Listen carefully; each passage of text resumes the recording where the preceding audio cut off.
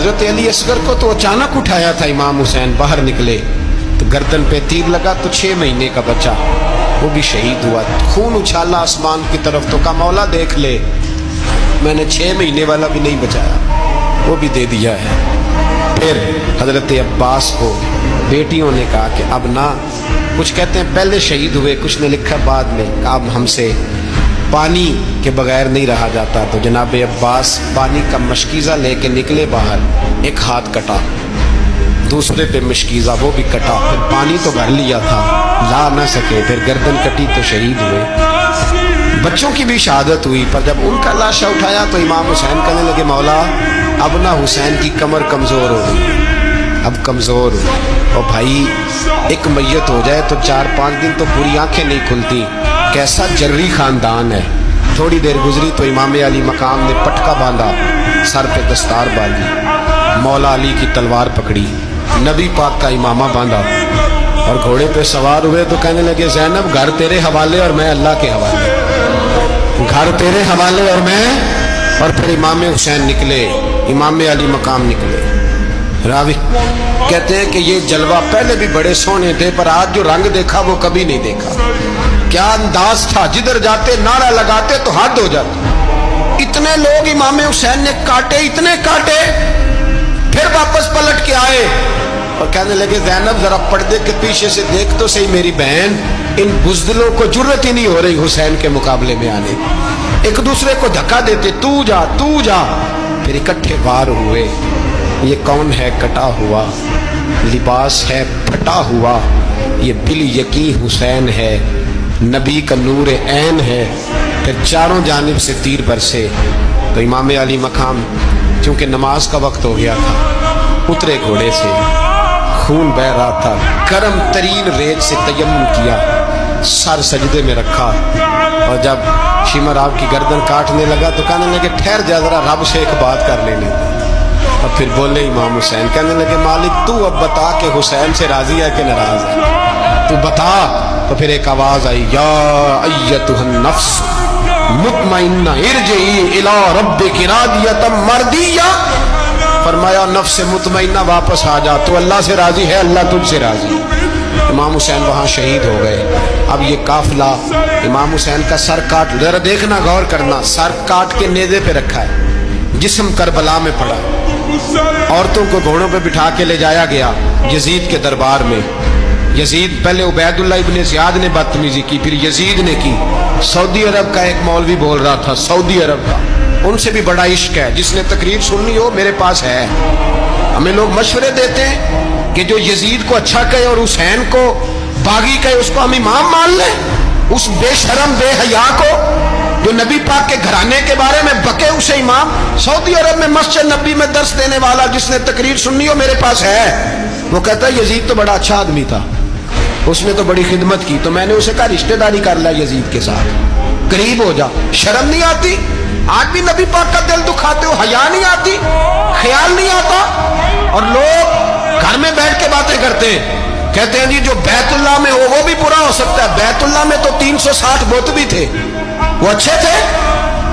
مدینے میں تو 360 منافق بھی رہے، پوری سورہ منافقون نازل ہوئی، وہ اچھے تھے۔ عجیب تماشا بنا دیا لوگوں نے مذہب کا۔ وہ آج بک رہا ہے، آج میرے پاس ویڈیو آئی ہے، کہتا ہے یزید نے تو بڑی خدمت، تو عبید اللہ ابن زیاد نے قتل کیا۔ بے شرمو، اگر عبید اللہ ابن زیاد نے بھی قتل کیا تھا تو حکومت کس کی تھی؟ بولے، بول کے بتائیں۔ تو پھر یزید نے عبید اللہ ابن زیاد کو سزا کیوں نہیں دی؟ یزید کی لشکر جو امام حسین کے مقابلے میں آیا، امام حسین کے لشکر کی تعداد 72 تھی، تو یزید نے 22,000۔ مجھے بتائیے 72 کا 22,000 سے کوئی مقابلہ ہوتا ہے؟ عمر بن سعد نے پھر عبید اللہ ابن زیاد کو لکھا کہ 22,000 بندے تھوڑے ہیں، کچھ بندے زیادہ بھیج۔ تو عمر بن سعد کو عبید اللہ ابن زیاد کہنے لگے کہ تو پاگل تو نہیں ہو گیا، 72 کے لشکر کا 22,000 بھیجا، اور کتنا بھیجوں؟ تو اس نے کہا تمہیں یہ نہیں پتا یہ لوگ کون ہیں؟ یہ مولا علی شیر خدا کی اولاد ہے، ان میں ایک ایک شخص ایسا ہے جو 1,000 کے مقابلے میں لڑنا جانتا ہے۔ تو یہاں کمزوری دکھائی جاتی ہے، ہمارے بچے سمجھنے لگے ہیں کہ یہ شاید کوئی ایسی داستان ہے، اور اس طرح کا ماحول ٹی وی پہ میں دیکھ رہا تھا، اس طرح کا ماحول بنایا جاتا ہے جیسے کوئی خوف ہے، یعنی واقع کربلا کوئی ایسا واقعہ جسے دیکھ کے خوف طاری ہو جائے، بچے راتوں کو ڈرے۔ وہ اکیلے درخت دکھائے جا رہے ہیں اور تیر دکھائے جا رہے ہیں. او یار کیا قوم کی تربیت کر رہے ہیں. واقع کربلا حوصلے کا نام ہے, دلیری کا نام ہے. سنیں بات اصل میں کیا تھی, بڑے ٹھنڈے دماغ سے میری بات کو سمجھیے گا. حضرت مولا علی شیر خدا کے بعد مسلمانوں کے متفقہ امیر بنے تھے حضرت امیر معاویہ. انہیں امیر کس نے بنایا تھا؟ امام حسن نے, حضرت علی کے بڑے صاحبزادے. حضرت امام حسن نے ان سے صلح کی, انہیں خلافت دی, اور صحیح بخاری میں نبی پاک نے فرمایا تھا میرا بیٹا حسن سردار ہے, جب مسلمانوں کی جماعتوں میں لہو بہہ جائے گا تو حسن ان کی صلح کرا دے گا. وہ صلح امام حسن نے کرائی, جناب امیر معاویہ امیر بن گئے. حضرت امیر معاویہ رضی اللہ تعالیٰ عنہ بڑا پیار کرتے تھے نبی پاک سے, بڑا احترام کرتے تھے حضور کے خاندان کا. ان کی جو اجتہادی خطائیں ہیں وہ اپنی جگہ پہ موجود ہیں. چونکہ امام حسن نے ان سے صلح کر لی, لہذا ہم بھی ان کے بارے میں کوئی جملہ کہنے کے مجاز, ہماری مجبوری امام حسن ہے. اس لیے کہ جسے امام حسن صحیح کہے پھر امام حسن کے ماننے والے کو اسے غلط نہیں کہنا چاہیے. حضرت امیر معاویہ رضی اللہ تعالیٰ عنہ کا جب وصال ہوا تو حضرت امام حسن پہلے ہی ان سے وصال کر گئے, آپ کو زہر دے دیا کہ آپ شہید ہو گئے. امام حسین موجود تھے تو یزید کے بارے میں لوگوں نے کہا جناب امیر معاویہ سے کہ یہ ٹھیک ہے, مناسب ہے اور بہادر ہے, دلیر ہے, وہ جو ہوتے ہیں نا خوش آمدید ٹولہ. تو حضرت امیر معاویہ کے گرد بھی کچھ ایسے لوگ تھے, انہوں نے آپ سے کہا کہ یزید کو نامزد کر دے. تو آپ نے یزید کو بلایا, حوالہ مجھ سے دیکھ لیجئے گا. بلا کے فرمایا کہ 3 بندوں کے سامنے اپنی خلافت پیش کرنا, اگر وہ تجھے مان جائیں تو امیر بن جانا, نہ مانے تو چپ کر کے گھر بیٹھ جانا. وہ 3 بندے کون ہیں؟ جناب عبداللہ ابن عباس, حضرت عبداللہ بن زبیر اور امام حسین رضی اللہ تعالیٰ. یہ وصیت فرمائی جناب امیر. یزید ایک شخص تھا, حر بن یزید, ایک مختصر سا لشکر لے کے اس نے امام حسین کو ایک جگہ پہ روکا, پھر دوسری جگہ پہ روکا, پھر لا کر تیسری جگہ پہ روکا. تو امام حسین نے فرمایا جگہ کون سی ہے؟ کہا حضور کرب و بلا. فرمایا بس یہی خیمے لگا یہی. حضرت سیدہ زینب نے پوچھا امام حسین سے کہ سارے زمانے نے روکا ہے, ٹھیک ہے آپ حق پہ ہیں, یہ بھی سب نے کہا آپ حق پہ ہیں, پر روکا بھی سب نے, آپ روکے کیوں نہیں؟ ابن کثیر اور ابن اسیر لکھتے ہیں امام حسین رو پڑے, کہنے لگے بہن میں رک جاتا پر میں نے رات کو نانا مصطفیٰ کو خواب میں دیکھا. تو حضور نے فرمایا حسین اگر آج یہ رواج پڑ گیا نا یزید جیسے لوگوں کا تو قیامت تک پڑا رہے گا. پھر لوگ کہیں گے کوئی نکلا نہیں تھا تو ہمیں بھی نکلنا, پھر لوگ ظالموں کے سامنے گردنیں جھکانے کے عادی ہو جائیں.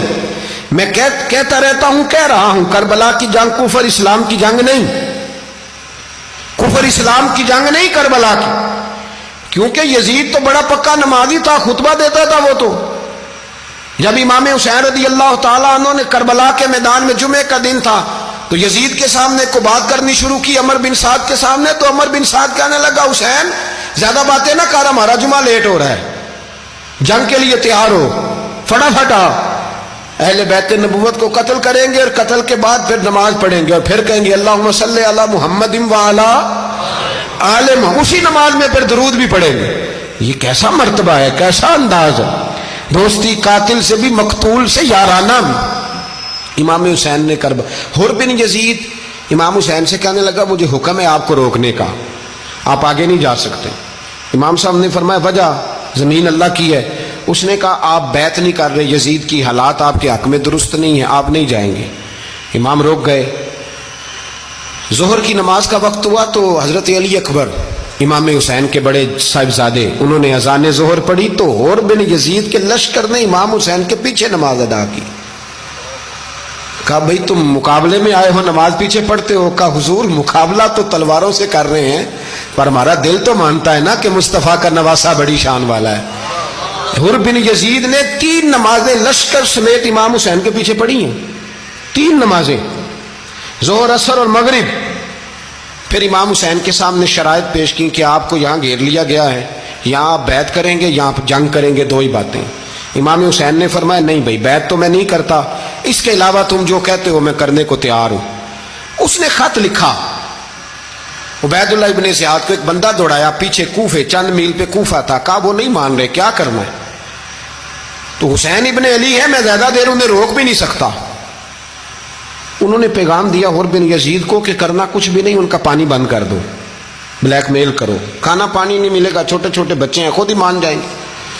حضرت امام علی مقام کے بارے میں حور کے پاس جب یہ پیغام آیا تو حور کہنے لگا میری طبیعت نہیں مانتی حسین پر پانی بند کروں، دل نہیں مانتا۔ جب یہ لفظ کہے نا دوبارہ تو پھر عبید اللہ ابن زیاد نے عمر بن سعد کو 10,000 آدمی دے کے بھیجا، کہا حور بن یزید لچک دکھا رہا ہے حسین کے حق میں۔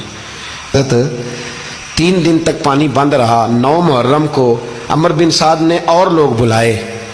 شمر ایک بڑا سخت آدمی تھا، سنگ دل بدبخت، جس نے حضرت علی اصغر کے گلے پر تیر مارا تھا، وہ اور لشکر لے کے آیا۔ رات کو کہنے لگا امام حسین رضی اللہ تعالیٰ عنہ سے کہ بس بڑا ہو گیا، یہ 9-10 محرم کی درمیانی رات، یہاں آپ جنگ کریں گے یا آپ بیعت کریں گے، 2 ہی باتیں۔ امام حسین اندر گئے، سیدہ زینب سے مشورہ کیا، باہر آئے، فرمایا بات وہی ہے جو پہلے دن والی ہے۔ امام حسین رضی اللہ تعالیٰ عنہ نے فرمایا بھائی بیعت تو میں نہیں کرتا، باقی جو تمہارا پروگرام ہے۔ شمر اور ابن سعد کہنے لگے پھر جنگ کے لیے تیار ہو جائیں۔ کیا انداز ہے امام حسین کا، فرمانے لگے کل جنگ کروں گا، مجھے پتا تو ہے جنگ کا نتیجہ کیا نکلنا ہے، 1 رات مجھے دے دو تاکہ میں کھل کے اپنے رب کی عبادت تو کر لوں۔ حسین نے جانا ہے، مجھے پتا ہے کل رزلٹ 72 اور 22,000 کا کیا 1 رات مجھے دو، میں مالک سے راز نیاز تو کروں، میں گویا اس سے پوچھوں تو صحیح کہ مالک میرے والد بھی شہید ہیں، بھائی بھی شہید ہیں، نانا کو بھی دکھوں میں دیکھا ہے، تو اب میری باری ہے تو مالک میں حاضر ہوں، مجھے موقع تو دو، اس لیے کہ میرے نانا نے بدر میں بھی ساری رات عبادت کی تھی، صبح مجھے موقع دو۔ اور دنیا کا اصول ہے جب کوئی موقع مانگتا ہے تو دیا جاتا ہے۔ یہ دونوں کہنے لگے کوئی موقع نہیں۔ حور بن یزید پیچھے سے بولا، کہنے لگا نہیں بدتمیزی نہ کرو، حسین کو موقع دو، تمہیں دینا پڑے گا۔ موقع دیا۔ حور بن یزید نے پھر منت کی، کہا حضور آپ مہربانی کرے مان جائیں۔ فرمایا ماننے والا کھاتا کوئی نہیں، یہ بڑا مشکل۔ سورج چڑھا، 10 محرم کا دن، جمعے کا وقت، جناب سیدنا امام حسین رضی اللہ تعالیٰ عنہ نے ریت پر سجدے کیے، لمبے سجدے، لمبی نماز۔ سورۃ الشمس کی آیات دوسری رکعت میں پڑھی تو سارا کربلا گونجنے لگا۔ کیا انداز تکلم تھا امام علی مقام کا۔ نماز مکمل ہوئی تو حور بن یزید، عمر بن سعد اور شمر سے کہنے لگے واقعی حسین سے لڑو گے؟ پتہ نہیں کون ہے۔ قل لا اسألکم علیہ اجرا، تم نے نہیں پڑھا؟ الا المودۃ فی القربى، تمہاری آنکھیں بند ہیں۔ الحسن والحسین سید الشباب اہل جنہ، تمہیں نہیں پتا؟ کہنے لگا چپ کر، حکومت نظر آ رہی ہے۔ اور بن یزید کہنے لگے پھر میرا بھی فیصلہ سنو، مجھے حکومت نہیں چاہیے، مجھے جنت چاہیے۔ حکومت نہیں چاہیے۔ امام حسین کی پہلی فتح دیکھیں، حور بن یزید ایڑی لگا کے نا یزید کے لشکر سے نکل کے امام حسین کے لشکر میں شامل ہو گیا، اور پہلا شخص جس نے امام حسین کو روکا، امام حسین کے نام پر پہلا سر بھی اسی شخص نے کٹایا ہے۔ لیکن یزید کی قبر پہ لعنت بھی کوئی نہیں برساتا، اس کا محل تھا بہت بڑا، لیکن جب لوگ کربلا میں امام حسین کو سلام کرنے جاتے ہیں تو قدموں میں حور بن یزید کا مزار بھی بنا ہوا ہے، اس کو بھی سلامی دی جاتی ہے۔ اور اب ہم اکیلا حور بن یزید نہیں کہتے، ہم یزید کہنے لگا دیکھو اللہ نے مجھے عزت دی اور میرے مخالفوں کا کیا حال ہوا۔ تو بی بی زینب بول پڑی، اتنے صدمے سہے پر آواز توانا ہے، جاندار ہے۔ حضرت سیدہ زینب نے جب سنا نا کہ یہ کہہ رہا ہے کہ مجھے اللہ نے عزت دی، تو جناب زینب بولی، نعمان بن بشیر کہتے ہیں بی بی بولی، اتنے صدمے ہیں پر جناب زینب بولی اللہ اکبر، اس انداز میں بولی کہ پہلے قرآن مجید کی آیت پڑھی، کہنے لگی وَتُعِزُّ مَن تَشَاءُ وَتُذِلُّ مَن تَشَاءُ بِيَدِكَ الْخَيْرُ إِنَّكَ عَلَىٰ كُلِّ شَيْءٍ قَدِيرٌ۔ اور پھر کہنے لگی یزید تو بکتا ہے، کہتا ہے کہ تو عزت والا ہو گیا، یہ تیری حکومت ہے، 4 دن گزرنے دے، تجھ پہ کوئی لعنت بھی نہیں برسائے گا، اور میرے بھائی کا قیامت تک ممبروں میں اور خطبوں میں ذکر ہوا کرے، وقت گزرنے دے۔ جب جناب بی بی زینب بول رہی تھی تو حضور کے ایک نابینا صحابی پاس بیٹھے تھے، جناب نعمان بن بشیر کا ہاتھ ہلایا، ہلا کے کہنے لگے کیا علی آ گئے؟ تو علی کی آواز لگتی ہے، جبریل امی بول رہے ہوں جیسے، حکمت کی گوہر رول رہے ہوں جیسے، دربار دمشق میں بی بی زینب کا خطاب، منبر پہ علی بول رہے ہوں جیسے۔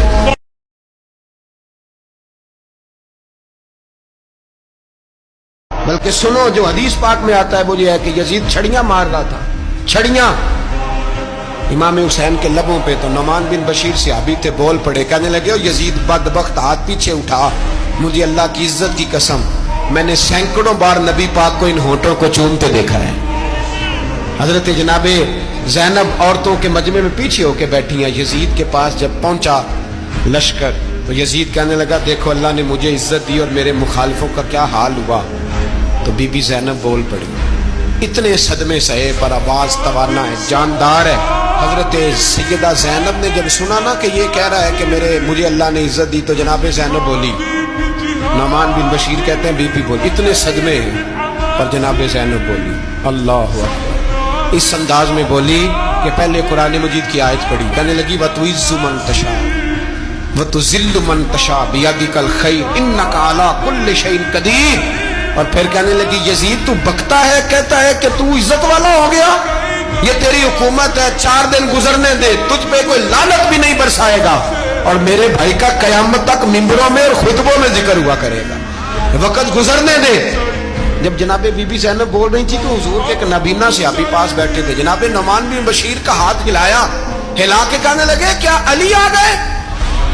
تو علی کی آواز لگتی ہے، جبریل امی بول رہے ہوں جیسے، حکمت کے گوہر رول رہے ہوں جیسے، دربار دمشق میں بی بی زینب کا خطاب، منبر پہ علی بول رہے ہوں جیسے۔